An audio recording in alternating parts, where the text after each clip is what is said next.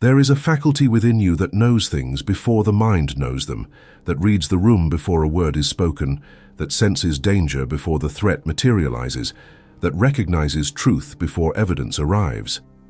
The ancient alchemists called it the secret fire. The Sufis named it the eye of the heart. Carl Jung termed it the transcendent function. And every single one of us possessed it fully as children, before we were taught to distrust it, to silence it, to replace it with the cold calculus of reason alone. In the year 1209, in the mountains of Catalonia, a wandering alchemist was asked by a young apprentice, "Master, you speak of transmuting lead into gold, but you spend all your time sitting in silence, listening to nothing. When will you teach me the great work?" The master looked at the boy for a long moment and replied, "I am teaching you, but you have not yet learned to see with the eyes that matter." The apprentice, frustrated, left to find a more practical teacher.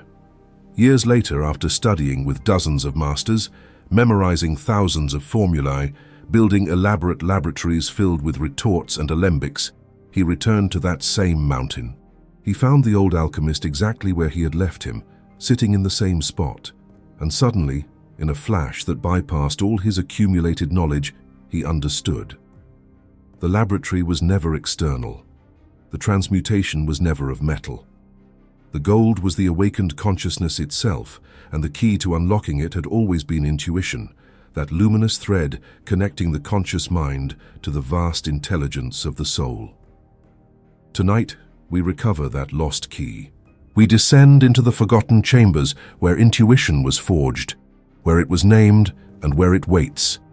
Beneath the rubble of rationalism, beneath the weight of 1,000 voices, telling you to trust only what can be measured and proven.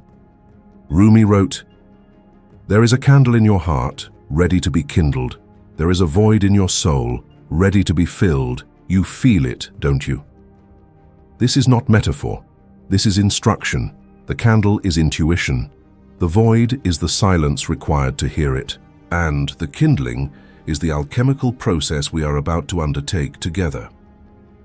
Before we descend further into this mystery, if what you have heard so far has stirred something within you, if you sense that this is knowledge you have been seeking perhaps without knowing its name, consider subscribing and joining this gathering of those who seek the hidden dimensions of consciousness. And if this theme resonates with your own experience, if you have felt intuition speak and ignored it, or followed it and been astonished by where it led, or know someone whose life was transformed by learning to trust that inner voice, leave a comment below. Your words become part of the great work too, threads in a larger tapestry being woven by all who walk this path.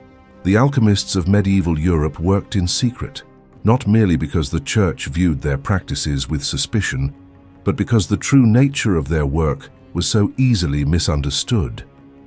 Yes, they spoke of transmuting base metals into gold.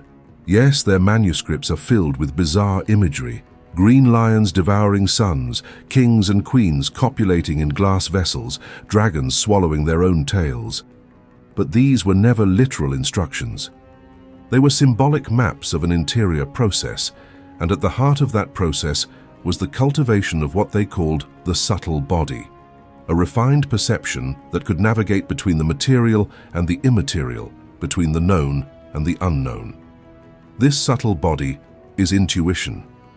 It is the organ of knowing that does not require empirical proof because it draws from a deeper wellspring, what Jung called the collective unconscious, what the Sufis called the alam al-mithal, the imaginal realm, and what every indigenous tradition has known under 1,000 different names. Carl Jung's own journey into the depths of intuition began not in a laboratory or a library, but in a crisis. In 1913, as Europe teetered on the brink of war, Jung experienced what he later termed his confrontation with the unconscious. Visions flooded him. He saw rivers of blood drowning the continent. He heard voices. He encountered figures that seemed to have autonomous existence. An old man named Philemon who became his inner guide. A feminine figure he called Anima who spoke in riddles and dreams. For years, Jung descended into this interior landscape, recording everything in what would become the Red Book, and he emerged with a radical understanding. These figures were not symptoms of madness, but emissaries from the psyche's deeper strata, and learning to dialogue with them, to intuit their meaning, was the key to individuation, to becoming whole. He wrote, "Intuition is perception via the unconscious. It is not opposed to reason. It is reason's forgotten twin, the night vision that sees what daylight analysis cannot." In the Sufi tradition, this same faculty is called basira, inner sight, the vision of the heart. The great Persian mystic Ibn Arabi wrote extensively about the difference between aql, rational intellect, and qalb, the heart as organ of spiritual perception. He taught that the heart possesses an eye, and when that eye opens, it perceives realities invisible to the physical senses and incomprehensible to discursive thought alone. The Sufis developed elaborate practices to polish this inner eye, dhikr, the remembrance of the divine through repetitive invocation, muraqabah, meditation on specific spiritual principles, and perhaps most importantly, khalwa, retreat into solitude and silence. They understood that intuition does not arise from accumulation, but from subtraction. It is not found by filling the mind with more information, but by emptying it of noise, by creating a vast interior stillness in which the still small voice can finally be heard. There is a teaching in the alchemical tradition about the three essential fires. The first is the external fire, the literal flame beneath the vessel, the heat of circumstance and experience that tests and refines us. The second is the internal fire, the fire of desire, of will, of conscious intention. But the third fire, the secret fire, is something else entirely. It is not generated by effort. It arises spontaneously when the conditions are right, and it is this fire that performs the actual transmutation. The alchemists were maddeningly vague about this secret fire because it cannot be manufactured. It can only be invited. And intuition is precisely this third fire.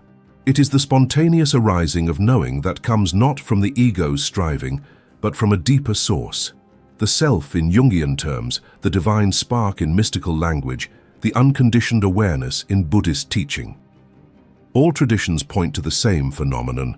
There is a knower within you that is not the everyday mind, and learning to trust it is the beginning of awakening. Yet here we must confront a dangerous ambiguity.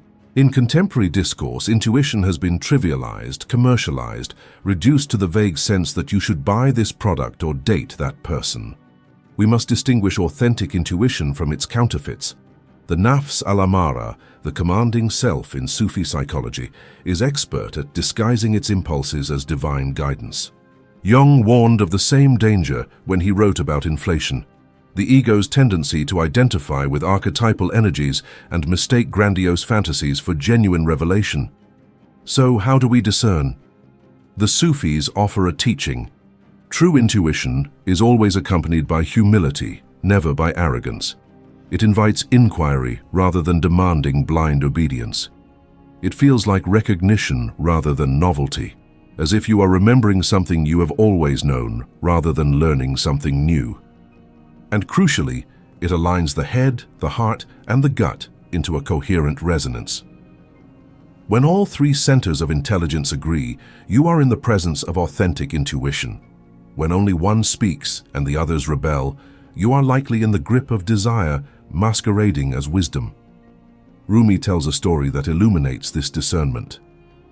A man came to a Sufi master and said, "I have had a vision. God has commanded me to leave my family and wander the earth as a holy beggar." The master asked, "When you contemplate leaving your children, what does your heart feel?" The man answered, "Great excitement, liberation. Finally, I will be free to pursue the spiritual path without worldly entanglements." The master replied, "Then this vision is not from God but from your nafs, from your ego seeking escape. True divine guidance does not sever love, it deepens it. It does not liberate you from responsibility, but reveals the sacred dimension within responsibility." The man wept, and in that moment of collapse, the real intuition arose, not dramatic, not grandiose, but quiet and clear as mountain water. He returned home and found the spiritual path not in escape, but in presence, not in the extraordinary, but in the sanctification of the ordinary. The alchemical symbol of the caduceus, the staff entwined by two serpents, topped with wings, is a perfect image of intuition's anatomy. The staff is the axis of being, the spine, the central channel. The two serpents are the dual currents of solar and lunar consciousness, rational and intuitive, masculine and feminine, conscious and unconscious. In most people, these serpents war with each other. Reason dismisses intuition as irrational. Intuition resents reason as cold and lifeless. But in the alchemical marriage, the hieros gamos, these opposites unite. The serpents coil together, and at the summit, wings emerge, the symbol of transcendence, of a third thing born from the union of opposites. This is what Jung called the transcendent function, the psyche's capacity to generate new symbols and insights that reconcile seemingly irreconcilable contradictions. And this function is accessed through intuition, through learning to hold paradox without collapsing into either pole, through developing the capacity to think symbolically rather than merely literally. There is a practice the Sufis teach called istikhara, seeking guidance through prayer and dreams. Before making a significant decision, one performs ritual ablutions, prays 2 cycles of prayer, and then asks for guidance, not demanding a specific answer, but opening oneself to whatever wisdom arises. Then one sleeps and pays attention to the dreams that come. But here is what the uninitiated miss. The guidance does not usually come as a clear voice saying, "Do this," or "Do that." It comes as a feeling tone, a quality of energy. After dreaming, you notice, does the thought of option A bring expansion or contraction? When you imagine option B, does your breath deepen or become shallow? Does your body lean forward or pull back? The body is the unconscious, and it speaks in sensations, not sentences. Learning to read these subtle signals is the recovery of intuition. Jung worked with a similar practice he called active imagination. He would pose a question to the unconscious, then enter a meditative state and allow images to arise spontaneously. Crucially, he would not merely observe these images passively, but would engage with them, asking questions, listening to their responses, sometimes arguing with them. Through this dialogue, a wisdom emerged that was neither purely subjective nor purely objective, but something in between, the voice of the self attempting to guide the ego toward wholeness. In alchemical texts, there is a recurring motif, the search for the prima materia, the first matter, the raw substance that contains within it the potential for gold. Alchemists spent lifetimes searching for this substance, and countless frauds claim to have found it. But the true masters knew that the prima materia was not a substance you could buy in a marketplace. It was the psyche itself in its most undifferentiated, chaotic state, the massa confusa, the confused mass. And the first stage of the great work, the nigredo or blackening, required descending into that chaos, into the shadow, into the rejected and repressed contents of consciousness. This is where intuition often first speaks, in the places we least want to look. The symptom you keep ignoring, the relationship pattern you keep repeating, the dream that recurs with disturbing regularity. Jung wrote, "The psychological rule says that when an inner situation is not made conscious, it appears outside as fate. Intuition is the faculty that helps us make the inner situation conscious before it constellates as external catastrophe. But we must be willing to look where we do not want to look." Rumi writes, "The wound is the place where the light enters you." This is not consolation. This is alchemy. The wounding, the break, the crisis, these are the moments when the ordinary structures of consciousness crack, and in that crack, something else can enter. We call it intuition, but it is more accurate to say that intuition is what emerges when the ego's control relaxes, when the defenses soften, when we become porous to the deeper currents of the psyche. This is why so many spiritual breakthroughs occur during illness, during loss, during the dark night of the soul. Not because suffering is inherently noble, but because suffering dismantles the rigid structures that block the soul's voice. The alchemists called this stage the solutio, dissolution, the breaking down of gu-ed forms, so that a new synthesis can emerge. If you have ever experienced a moment of sudden clarity in the midst of devastation, a moment when you knew with absolute certainty what you needed to do, despite all rational arguments to the contrary, you have touched this principle. But there is a further, more subtle teaching. The development of intuition is not only about accessing hidden information, it is about transformation of being. Jung spoke of the self not as a static entity, but as a process of becoming, individuation, as a lifelong journey toward the integration of all aspects of the psyche. The Sufis speak of the nafs undergoing 7 transformations, from the nafs al-amara, the ego enslaved to desire, to the nafs al-mutma'inna, the soul at peace, to finally the nafs al-safia, the purified soul that has become transparent to divine light. At each stage, intuition changes. At the first stage, it is dim, frequently hijacked by fear and desire. At later stages, it becomes clearer, more reliable, until finally it is no longer experienced as a separate faculty, but as the natural way consciousness operates.